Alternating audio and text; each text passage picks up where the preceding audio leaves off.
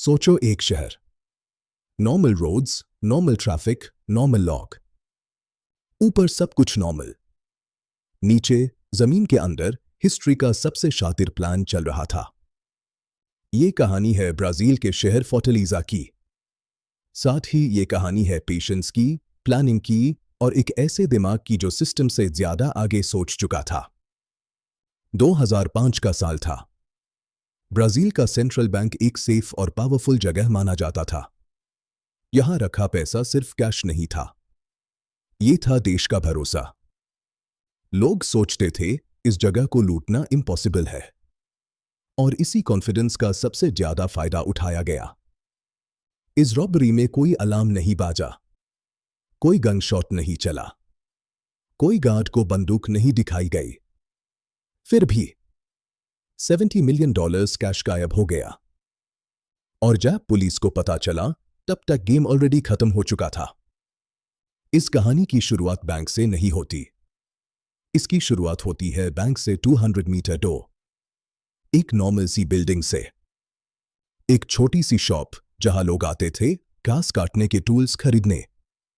Shop का नाम था ग्रामा सिंथेटिका, आर्टिफिशियल ग्रास की शॉप। लोग सोचते थे अच्छा बिजनेस है, पर असली बिजनेस जमीन के नीचे चल रहा था। शॉप के पीछे एक हिडन डोर था और उस डोर के बाद एक टनल। लेकिन यह कोई नॉर्मल टनल नहीं थी। ये टनल थी इंजीनियरिंग का साइलेंट मास्टर प्लान। जमीन के नीचे 3 मीटर डीप। हर दिन थोड़ा थोड़ा खुदा जाता, नॉइज कम, सॉइल केयरफुली रिमूव होती, वॉल्स सपोर्ट के लिए वुड यूज होता। टनल में लाइट थी, वेंटिलेशन थी और सबसे शॉकिंग इलेक्ट्रिसिटी कनेक्शन भी। यह काम एक दिन में नहीं हुआ, इसमें 3 महीने लगे। रोज सुबह लोग शॉप खोलते, शाम को बंद करते और रात को जमीन के नीचे काम होता। किसी को शक नहीं हुआ, क्योंकि ये लोग चोर जैसे दिखते ही नहीं थे। वो नॉर्मल कपड़े पहनते, नॉर्मल बातें करते, नॉर्मल जिंदगी जीते, पर दिमाग बिल्कुल अलग लेवल पा। टनल का डायरेक्शन सीधा सेंट्रल बैंक के वॉल्ट के नीचे जा रहा था। वॉल्ट जहां कैश रखा होता है, वहां तक पहुंचना ही सबसे मुश्किल काम था, क्योंकि बैंक के नीचे कंक्रीट था, थिक वॉल्स थी, सिक्योरिटी लेयर्स थी। पर चोरों ने डायरेक्ट वॉल्स तोड़ने का प्लान नहीं बनाया। उन्होंने ग्रेविटी का उसे किया। वॉल्ट के फ्लोर के बिल्कुल नीचे टनल बनाई। और फिर एक दिन जब बैंक बंद था, संडे का दिन, उन्होंने नीचे से फ्लोर को धीरे धीरे काटा। नो वाइब्रेशन, नो अलार्म, क्योंकि अलार्म्स ऊपर लगे होते हैं। नीचे से अटैक किसी ने एक्सपेक्ट ही नहीं किया। ये प्लानिंग सिर्फ करेज से नहीं होती, इसके लिए सिस्टम को समझना पड़ता है। ये लोग जानते थे कैश वॉल्ट में सेंसर्स कैसे काम करते हैं, फ्लोर का मटेरियल क्या है, वीकेंड पावर बैंक का रिस्पॉन्स टाइम कितना होता है। ये इंफॉर्मेशन एक दिन में नहीं मिलती। इसका मतलब एक ही था, इस रॉबरी में इनसाइडर नॉलेज भी था। जब टनल वॉल्ट के अंदर खुली तो सामने सिर्फ पैसा था, नोट्स के बंडल्स, अनकाउंटेड कैश। कोई अलार्म नहीं, कोई गार्ड नहीं, सिर्फ साइलेंस। और फिर शुरुआत हुई हिस्ट्री की सबसे शांत लूट की। कैश बैग्स में भरा गया, एक एक बैग को टनल से पास किया गया। यह काम घंटों चला, कोई जल्दी नहीं, कोई पैनिक नहीं, सिर्फ डिसिप्लिन। टोटल अमाउंट $70 मिलियन के बराबर कैश। इतना पैसा नॉर्मली ट्रक्स में जाता, यहां जमीन के नीचे हाथ से गया। और जब काम खत्म हुआ, चोर टनल से निकले, शॉप बंद की और गायब हो गए। मंडे सुबह बैंक खुला, एम्प्लॉइज आए, सब नॉर्मल। फिर एक एम्प्लॉय ने नोटिस किया वॉल्ट का फ्लो थोड़ा डैमेज्ड लग रहा है। इन्वेस्टिगेशन हुई और फिर सच सामने आया।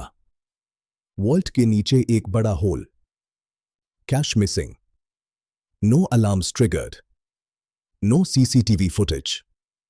No fingerprints. ब्राजील का सेंट्रल बैंक लूट चुका था और पुलिस के पास कोई डायरेक्ट क्लू नहीं था। इसलिए क्योंकि क्राइम सीन ऊपर नहीं था, क्राइम सीन जमीन के नीचे था।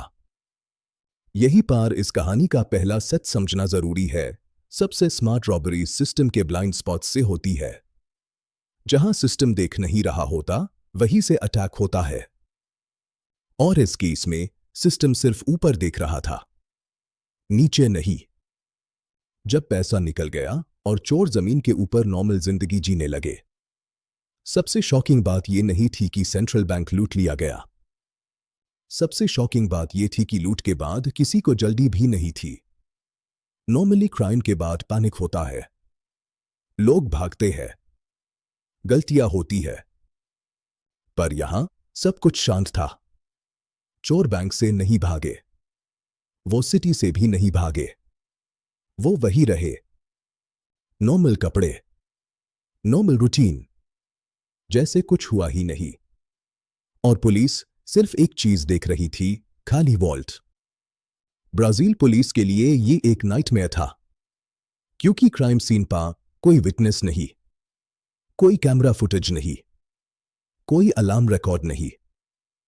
बस एक टनल जो जमीन के नीचे से आई और काम करके वापस चली गई।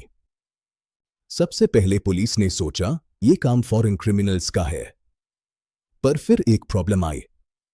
इतना बड़ा टनल लोकल जमीन के बिना नॉलेज के पॉसिबल ही नहीं था। इसका मतलब एक ही था, ये काम लोकल लॉग ऑन ने किया है। और यही से इन्वेस्टिगेशन का सबसे स्लो फेज शुरू हुआ।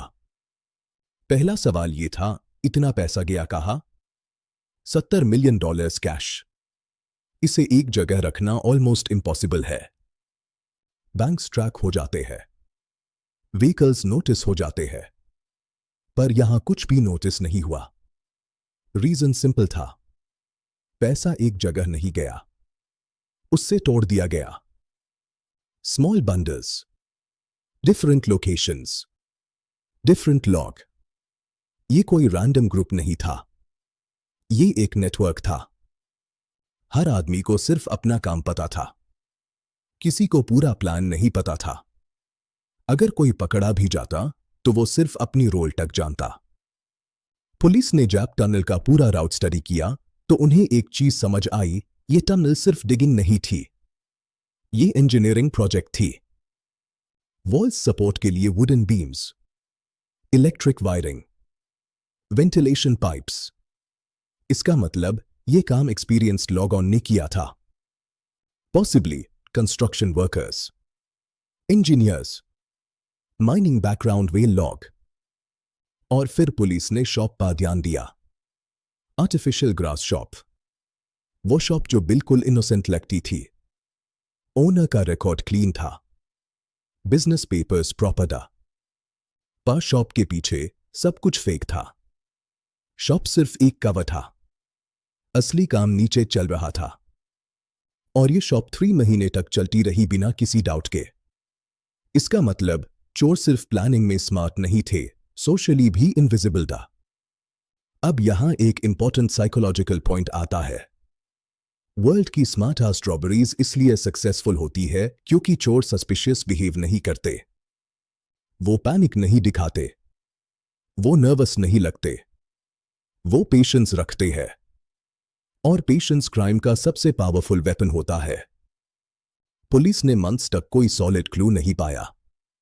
मीडिया प्रेशर बढ़ रहा था, गवर्नमेंट एम्बेरस्ड थी, लोग पूछ रहे थे सेंट्रल बैंक सेफ नहीं तो हम कैसे सेफ है। और फिर एक छोटी सी मिस्टेक हुई। हर परफेक्ट प्लान एक जगह फेल होता है। इस केस में भी हुआ। एक आदमी जो रॉबरी टीम का हिस्सा था, उसने अचानक बहुत ज्यादा खर्च शुरू कर दिया। Luxury cars, expensive gifts, cash payments. Brazil जैसे कंट्री में जब कोई नॉर्मल आदमी अचानक रिच बन जाए तो नोटिस होता है। पुलिस ने उस आदमी को ट्रैक किया, उसके फोन रिकॉर्ड्स देखे, उसके कॉन्टैक्ट्स देखे, और धीरे धीरे नेटवर्क का एक पार्ट एक्सपोज हुआ। कुछ लोग अरेस्ट हुए, पर यहां भी सब कुछ परफेक्ट नहीं हुआ। अरेस्ट होने वाले लोग पूरा सच नहीं जानते थे। मास्टरमाइंड अभी भी दूर था। इस केस का सबसे डार्क मोमेंट तब आया जब एक सस्पेक्ट मिस्टीरियस सिचुएशन में मर गया। ऑफिशियल रीजन नेचुरल कॉजेस, पर पब्लिक मानता है वो साइलेंस्ड किया गया क्योंकि इतना पैसा सिर्फ दिमाग से नहीं आता, वो पावर भी लाता है, फियर भी लाता है, और जब पावर आती है तो साइलेंस भी आता है। इयर्स बीत गए, कुछ पैसा रिकवर हुआ, बहुत ज्यादा कभी नहीं। मास्टरमाइंड का नाम आज भी क्लियर नहीं है। ये रॉबरी हिस्ट्री बुक्स में लिखी जाती है as one of the smartest crimes ever. और ये सिर्फ पैसा की कहानी नहीं है, ये कहानी है ह्यूमन इंटेलिजेंस की। ये दिखाती है जब इंसान सिस्टम को अंदर से समझ लेता है तो सिस्टम फेल हो जाता है। इस पार्ट का सबसे बड़ा सच, सिक्योरिटी सिर्फ वहां स्ट्रांग होती है जहां हम एक्सपेक्ट करते हैं। जहां हम एक्सपेक्ट नहीं करते वहीं से सबसे बड़ा अटैक होता है। और ब्राजील सेंट्रल बैंक के केस में किसी ने नीचे देखने की सोची ही नहीं। इस कहानी में अब तक हमने देखा टनल कैसे बनी, पैसा कैसे निकला और पुलिस कैसे अंधेरे में भटकती रही। पर अब सबसे इंपॉर्टेंट सवाल आता है, ऐसा प्लान कौन बनाता है? क्योंकि यह काम रैंडम चोरों का नहीं था। यह काम था एक ऐसे दिमाग का जो सिर्फ चोरी नहीं सोच रहा था, पूरे सिस्टम को आउटस्मार्ट कर रहा था। इस रॉबरी का मास्टरमाइंड कभी स्पॉटलाइट में नहीं आया। उसका चेहरा क्लियर नहीं है, उसका नाम फिक्स नहीं है, पर उसका दिमाग हर स्टेप में दिखाई देता है। सबसे पहले एक बात समझ लो, स्मार्ट क्रिमिनल्स अपने आप को हीरो नहीं समझते। वो इमोशनल नहीं होते, वो इंपल्सिव नहीं होते, वो कैलकुलेशन होते हैं। इस केस में भी प्लानिंग सिर्फ टनल तक लिमिटेड नहीं थी। प्लानिंग थी लोगों के बिहेवियर की, पुलिस के रिस्पॉन्स की, मीडिया के प्रेशर की, और सबसे इंपॉर्टेंट ह्यूमन ग्रीड की। मास्टरमाइंड ने ये पहले हाई डिसाइड कर लिया था कि कोई एक आदमी पूरा सच नहीं जाने वाला, इसलिए टीम को तोड़ दिया गया। किसी ने सिर्फ डिगिंग की, किसी ने सिर्फ ट्रांसपोर्ट, किसी ने सिर्फ कैश हैंडलिंग, और जो सबसे ऊपर था वो ऑलमोस्ट इनविजिबल रहा। ये स्ट्रैटेजी टेरर ग्रुप्स भी उसे करते हैं। इसे कहते हैं सेल सिस्टम। अगर एक सेल पकड़ा भी जाए, पूरा नेटवर्क सेफ रहता है। ब्राजील रॉबरी में भी यही हुआ। जो लोग पकड़े गए वो पूरा प्लान जानते ही नहीं थे। अब एक और साइकोलॉजिकल एंगल समझो। इस रॉबरी में किसी को फोर्स नहीं किया गया, कोई हॉस्टेज नहीं, कोई थ्रेट नहीं, फिर भी सब लोग अपना काम करते रहे क्योंकि मास्टरमाइंड ने फियर का उसे नहीं किया, उसने नॉर्मल लाइफ का उसे किया। शॉप खुली, कस्टमर आए, बिजनेस चला, और इस नॉर्मलसी ने सबको ब्लाइंड कर दिया। लोग डेंजर टैब देखते हैं जब कुछ अलग लगता है। यहां कुछ भी अलग नहीं लग रहा था। पुलिस जब भी इस केस को एनालाइज करती है, एक बात रिपीट होती है, प्लानिंग वॉज टू काम। और यही सबसे डेंजरस होता है। जब क्राइम में हरी ना हो, जब टाइम प्रेशर ना हो। टनल बनाने में 3 महीने लगे। अगर ये लोग चाहते तो 1 महीने में भी कर सकते थे, पर उन्होंने नहीं किया क्योंकि पेशेंस का मतलब है कम मिस्टेक्स, और कम मिस्टेक्स का मतलब कम एविडेंस। इस केस का सबसे इंटेलिजेंट मूव ये था कि रॉबरी वीकेंड पार हुई।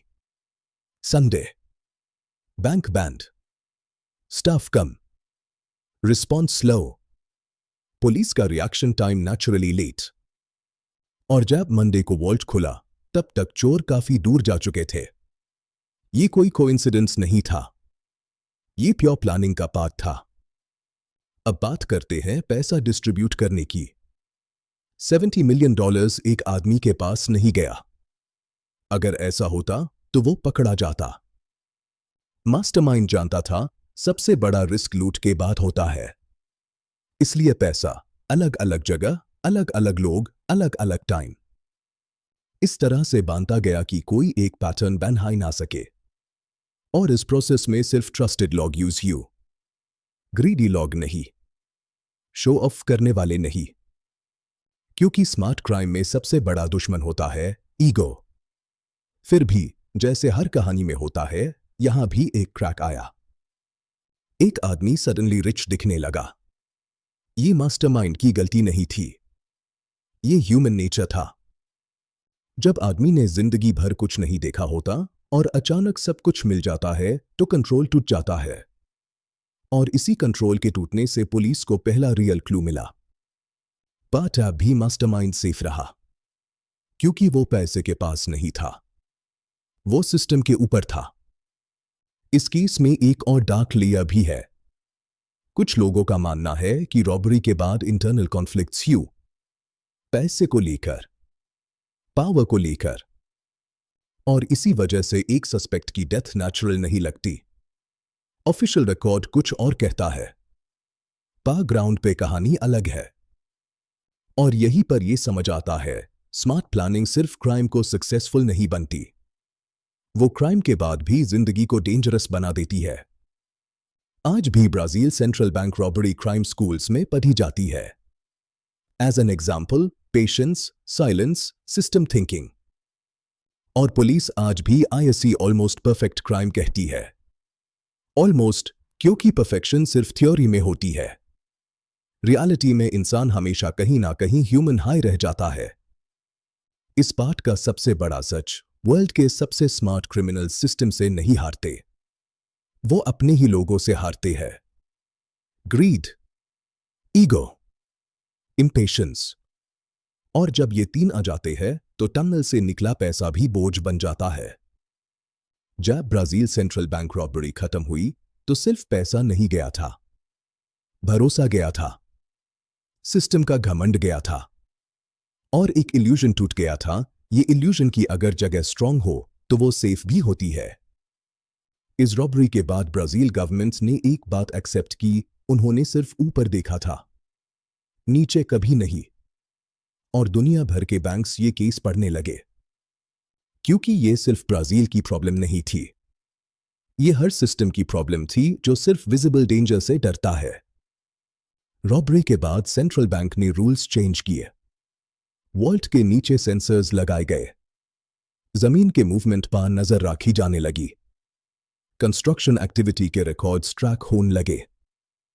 पर सबसे बड़ा चेंज रूल्स में नहीं था, सोच में था। अब सिक्योरिटी सिर्फ वॉल्स और गार्ड्स पर नहीं थी, अब प्लानिंग के बारे में प्लानिंग हुई। और ये चीज हर पावरफुल इंस्टीट्यूशन के लिए अनकंफर्टेबल होती है, क्योंकि इसका मतलब होता है हम परफेक्ट नहीं है। इस केस के बाद एक और इंटरेस्टिंग चीज हुई। ब्राजील में अंडरग्राउंड कंस्ट्रक्शन पर रूल्स टाइट हो गए। Land records, noise complaints, electric usage, हर छोटी चीज मॉनिटर होने लगी, क्योंकि टनल ने यह प्रूव कर दिया था, अगर कोई शांत रहकर काम करे तो वो सालों तक दिखे ही नहीं। अब बात करते हैं चोरों के फ्यूचर की। जो पकड़े गए, अनमेन से कोई भी मास्टरमाइंड नहीं था, वो सिर्फ टूल्स था। कुछ लोग जेल गए, कुछ लोग मर गए, कुछ लोग गायब हो गए, पर जो सबसे ऊपर था वो कहीं रिकॉर्ड में नहीं मिला। और ये भी स्मार्ट क्राइम का एक रूल होता है, जो दिखता है वो रेयरली बॉस होता है। बॉस हमेशा बैकग्राउंड में होता है। इस रॉबरी के बाद एक स्ट्रेंज साइलेंस आ गया। कोई कन्फेशन नहीं, कोई बुक नहीं, कोई इंटरव्यू नहीं, क्योंकि जो लोग इतना स्मार्ट प्लान बना सकते हैं वो स्पॉटलाइट नहीं चाहते। उनका गोल फेम नहीं होता, उनका गोल होता है नॉर्मल रहना। और आयरॉनिकली यही सबसे मुश्किल काम होता है। इस कहानी का सबसे बड़ा लेसन बैंकिंग के लिए नहीं है, ये हम सब के लिए है। सिस्टम हो या जिंदगी, सबसे बड़ा रिस्क वहां होता है जहां हम देखना बंद कर देते हैं। हम अज्यूम कर लेते हैं यहां कुछ नहीं हो सकता, और वही सबसे डेंजरस सेंटेंस होता है। अगर तुम इस रॉबरी को सिर्फ क्राइम स्टोरी समझ रहे हो तो तुम पॉइंट मिस कर रहे हो। ये कहानी है पेशेंस की, डिसिप्लिन की और ओवर कॉन्फिडेंस की फेलियर की। ये बताती है कि सबसे बड़ा अटैक हमेशा फ्रंट से नहीं होता, कभी कभी वो नीचे से आता है, बिल्कुल शांत, बिल्कुल इनविजिबल। आज भी Brazil central bank robbery world के स्मार्टेस्ट क्राइम्स में गिनी जाती है। इसलिए नहीं क्योंकि पैसा ज्यादा था, इसलिए क्योंकि सिस्टम पूरी तरह कंफ्यूज हो गया था। और जब सिस्टम कंफ्यूज होता है तो रूल बुक यूजलेस हो जाती है। इस पूरी कहानी का फाइनल सच ये है, स्मार्ट क्राइम हमेशा एक क्वेश्चन छोड़ जाता है, क्या हम सेफ इसलिए है क्योंकि हम प्रोटेक्टेड है, या इसलिए क्योंकि अभी तक किसी ने सही जगह अटैक नहीं किया? और जब तक हम ये सवाल पूछते रहेंगे, शायद हम थोड़ा ज्यादा अलर्ट रहेंगे। क्योंकि हिस्ट्री सिर्फ याद रखने के लिए नहीं होती, हिस्ट्री वार्निंग होती है। साइलेंस बटा म्यूजिक।